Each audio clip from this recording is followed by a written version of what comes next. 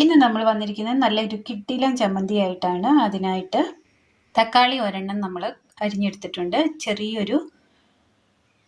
ചെറിയുള്ളി, ചെറിയൊരു കഷ്ണം ഇഞ്ചി, കാന്താരി മുളക്. ഇനി ഇത് തയ്യാറാക്കുവാനായിട്ട് അടുപ്പത്തൊരു പാൻ വെച്ച് കൊടുത്തിട്ടുണ്ട്. ഈ പാനിലേക്ക് നമുക്ക് ഒരു 2 സ്പൂണ് മുതിര നമുക്ക് ഇട്ട് കൊടുക്കാം.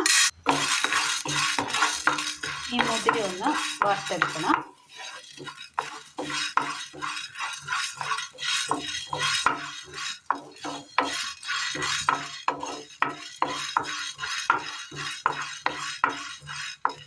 മുതിരേൻ്റെ ആ പച്ചപ്പൊന്ന് മാറി ഒന്ന് മൊരിഞ്ഞ് കിട്ടിയിട്ടുണ്ട്. ഇത് നമുക്ക് ഒരു പാത്രത്തിലേക്ക് മാറ്റി കൊടുക്കാം. ഇനി പാനിലേക്ക് നമുക്ക് ഒരല്പം എണ്ണ ഒഴിച്ചു കൊടുക്കാം. എണ്ണയിലേക്ക് നമുക്ക് കറിവേപ്പില ഇട്ട് കൊടുക്കാം.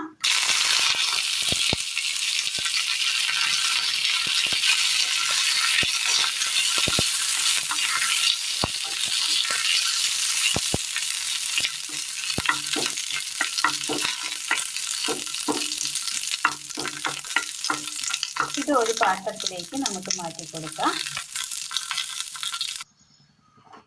അടുത്തതായി നമ്മൾ ഈ എണ്ണയിലേക്ക് ഇട്ട് കൊടുക്കാൻ പോകുന്നത് ഒരു പിഞ്ച് ഉലുവയാണ്.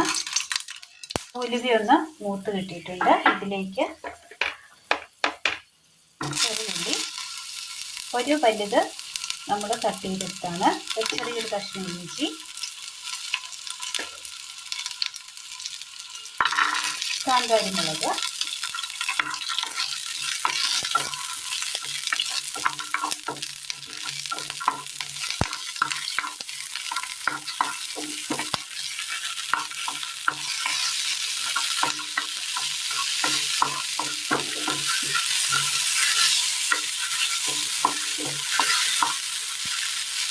ഇതിലേക്ക് നമുക്ക് തക്കാളി ഇട്ട് കൊടുക്കാം.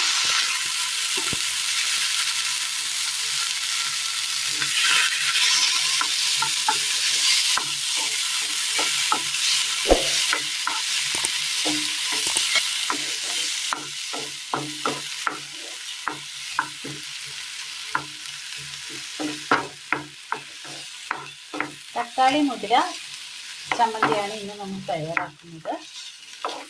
നല്ല ഹെൽത്തിയായ നല്ലൊരു ചമ്മന്തിയാണ്. ഇതൊന്ന് നമുക്കൊന്ന് വാട്ടിയെടുക്കണം. ഒന്ന് മൂടി വെച്ച് കൊടുത്ത് ഒന്ന് ആവി കയറ്റിയെടുക്കാം.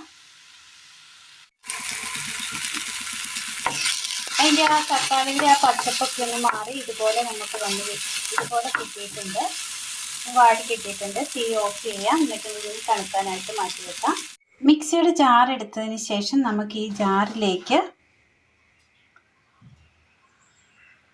വറുത്ത് വെച്ചിരിക്കുന്ന മുതിരയും കറിവേപ്പിലയും കൂടി ഇട്ട് കൊടുക്കാം.